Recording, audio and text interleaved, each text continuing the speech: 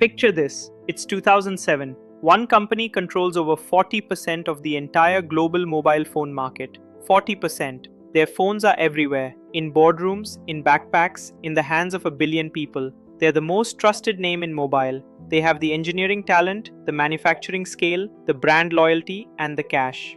Then Apple releases the iPhone, and within 6 years, 6 short years, this colossus, this undisputed titan, sells its phone business to Microsoft for a fraction of what it was worth. The brand, the patents, the factories, gone. Sold off like furniture at an estate auction. How does that happen? How does the most dominant company in mobile history lose everything that fast? Today we're going inside the story of Nokia's fall. Not just what happened, but why it happened. Because this isn't just a story about a company that got disrupted by a flashy new product.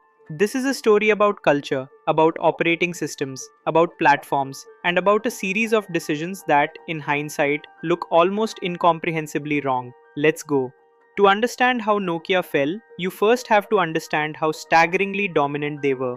Nokia is a Finnish company, founded in 1865, originally as a pulp mill. By the 1990s, after pivoting through rubber boots and cables and electronics, they found their calling in mobile phones. And they didn't just enter the mobile phone market, they became the mobile phone market. In 1998, Nokia overtook Motorola to become the world's largest mobile phone manufacturer.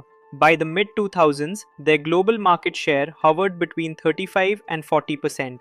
In some markets, particularly in Europe, Asia, and Africa, that number was even higher. They were selling hundreds of millions of phones per year. Their phones were exceptional for their time. The Nokia 3310 became one of the best-selling phones ever made, with over 126 million units sold. The Nokia 1100 sold more than 250 million units, one of the highest-selling consumer electronics products in history. These weren't just phones people bought, these were phones people loved. They were reliable, indestructible, and affordable. Nokia also wasn't a hardware-only company.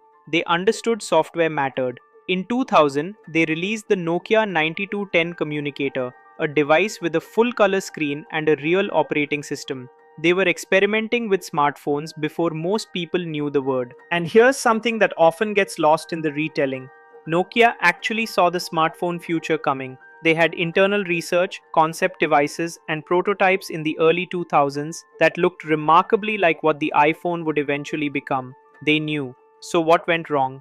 The roots of Nokia's collapse lie not in hardware but in software, specifically in operating systems and the platform bets they made and failed to execute on.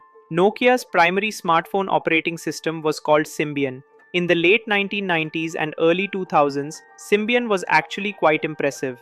It was a real multitasking OS designed for mobile devices with limited memory and processing power. Nokia, along with Ericsson, Motorola, and Scion, founded the Symbian consortium to develop it.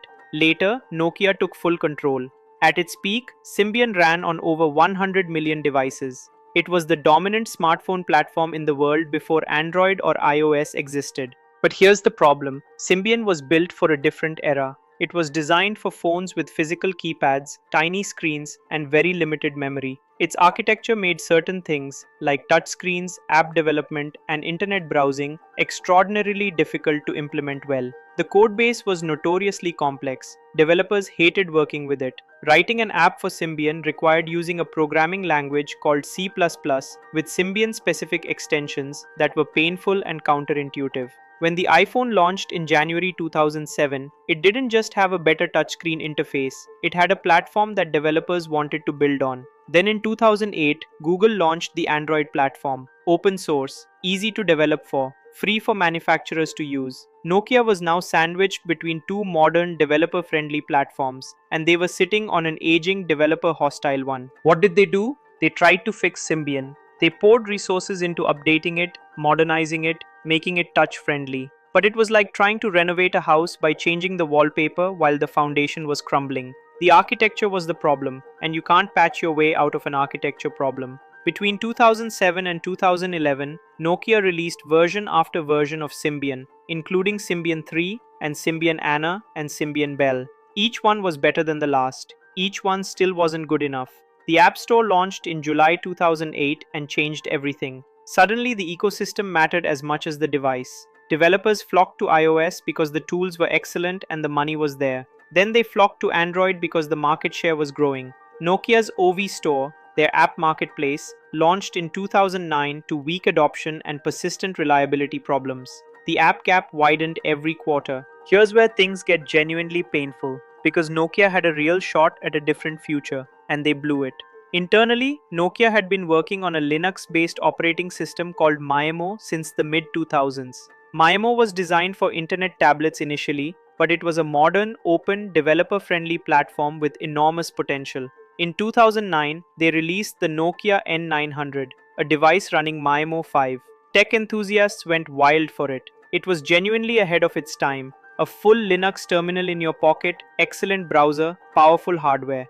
But Nokia never fully committed to Maemo. It was treated as a skunkworks project, not the company's main bet.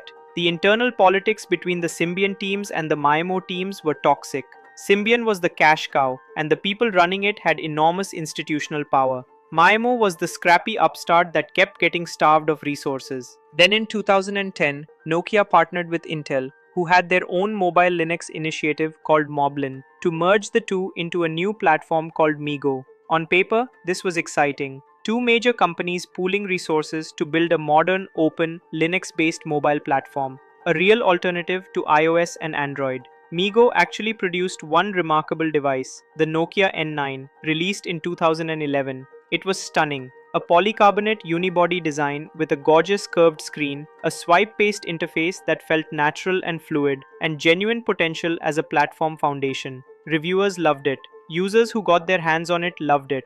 Nokia killed it anyway. Because by the time the N9 shipped, Nokia had already announced they were abandoning MeeGo in favor of a new partnership with Microsoft. The N9 was released in select markets with almost no marketing support, knowing it was a dead end. Nokia's new CEO, Stephen Elop, who had come from Microsoft, had already signed the deal. MeeGo development essentially ceased. The team that built it left Nokia and went on to found Jolla, a Finnish startup that continued MeeGo's successor, Sailfish OS, on a shoestring budget. Nokia had built something genuinely competitive and walked away from it.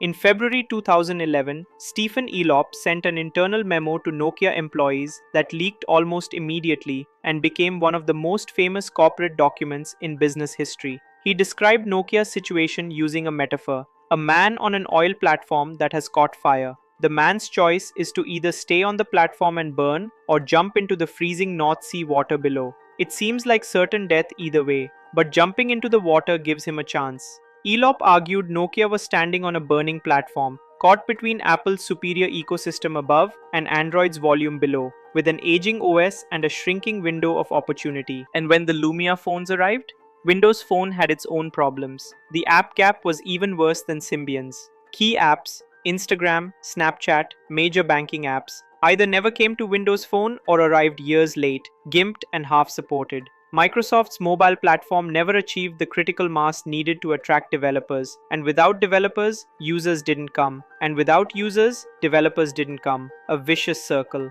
Here's the thing that makes this story so maddening. Nokia's hardware was often genuinely excellent throughout this entire period. The Lumia 920, released in 2012, had optical image stabilization in its camera, a genuine first for smartphones.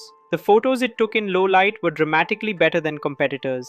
The Lumia 1020, released in 2013, had a 41 megapixel camera sensor that professional photographers took seriously. For years, Nokia's camera technology led the industry. Their build quality was superb. The polycarbonate designs were distinctive and durable. The wireless charging on the Lumia range was ahead of competitors. But none of it mattered, because in the smartphone era, the platform is the product. The hardware is the vessel. What people are buying is the ecosystem, the apps, the services, the developer community, the integrations.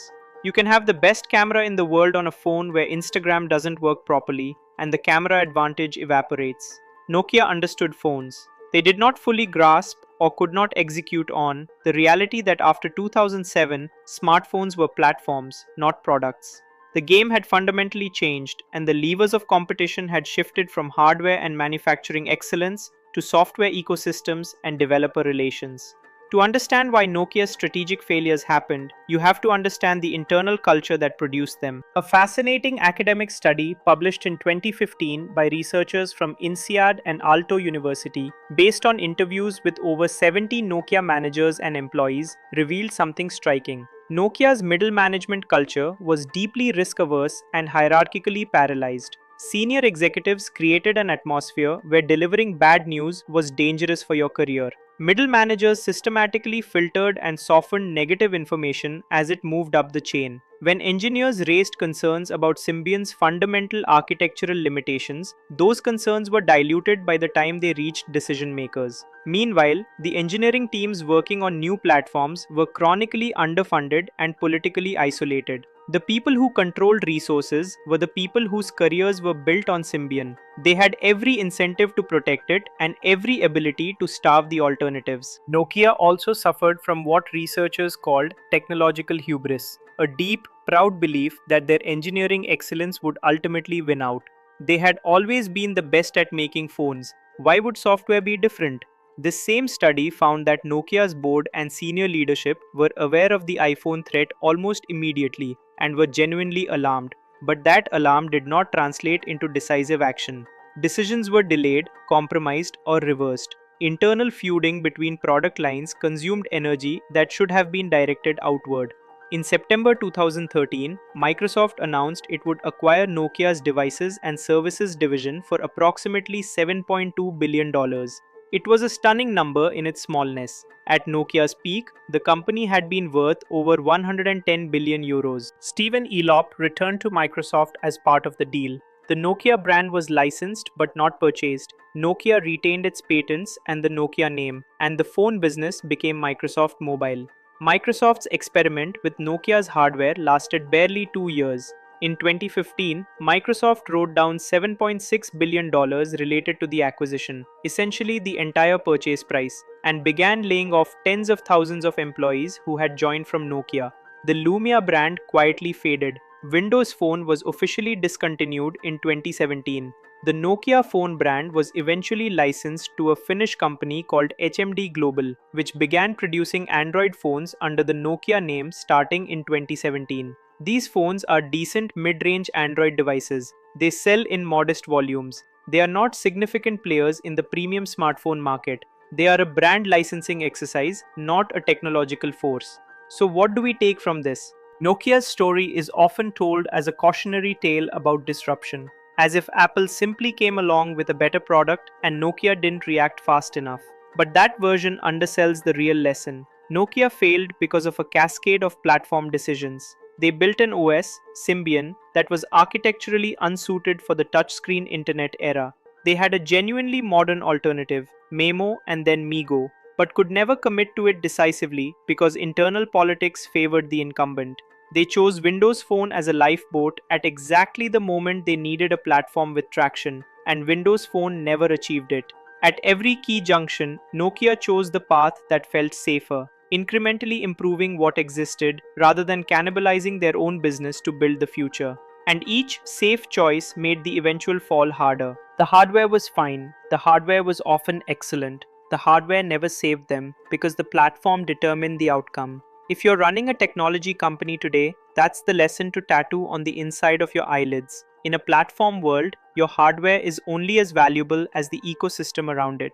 Build the platform, protect the platform, and when the platform shows its age, be willing to burn it down yourself before someone else does it for you. Nokia didn't jump off the burning platform. They argued about whether the platform was really on fire, debated which direction to jump, changed their minds twice, and then got burned. Don't be Nokia.